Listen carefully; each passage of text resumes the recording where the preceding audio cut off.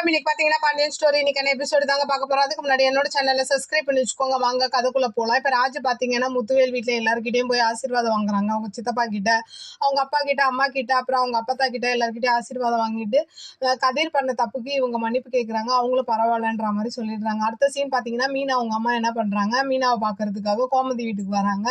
வந்து எல்லாரும் பேசிட்டு இருக்கும் போது கோமதி கிட்ட வந்து அவங்க அம்மா சொல்லுவாங்க, இந்த மாதிரி சென்னை போறீங்க, எங்க அண்ணன் வீட்டுல போய் தங்குங்கன்ற மாதிரி சொல்ல, இவங்க மீனா என்ன பண்றாங்க, கோமதி கிட்ட போயிட்டு அத்தாங்க நம்ம தங்க வேணாம், அது வந்து ஒரு ஹிட்லர் மாதிரியான வீடு, அது அங்க நம்மளுக்கு சந்தோஷமே இருக்காது அப்படி இப்படின்னு சொல்ல, பரவாயில்லடி ஒரு 5 நாள் தானே நம்ம போய் தங்கலான்ற மாதிரி கோமதியே சொல்லிடுவாங்க. அடுத்த சீன் பாத்தீங்கன்னா ராஜி கூட வந்து கதிரால வர முடியாது இல்லையா, அது வந்து கதிர் வந்து மன்னிப்பு கேட்கிறாரு. இந்த மாதிரி எனக்கு வர முடியாத சூழ்நிலை இருக்கு, அதனால என்னை மன்னிச்சிரு, ஆனா நான் எப்பயுமே உன் கூட தான் இருப்பேன்னு நினைச்சு நீ எக்ஸாம் பண்ணு அப்படி இப்படின்னு சொல்ல, அப்ப ராஜு வந்து ஏத்துக்கிறாங்க. அப்புறம் எல்லாருமா கிளம்பி என்ன பண்றாங்க, பேக் பண்ணி ஹாலுக்கு வந்துடுறாங்க. கோமதி வர்றது கொஞ்சம் லேட் ஆகுது. அப்புறம் பாண்டியன் வந்து கூப்பிடுறாரு. அப்புறம் இவங்களும் கிளம்பி வராங்க.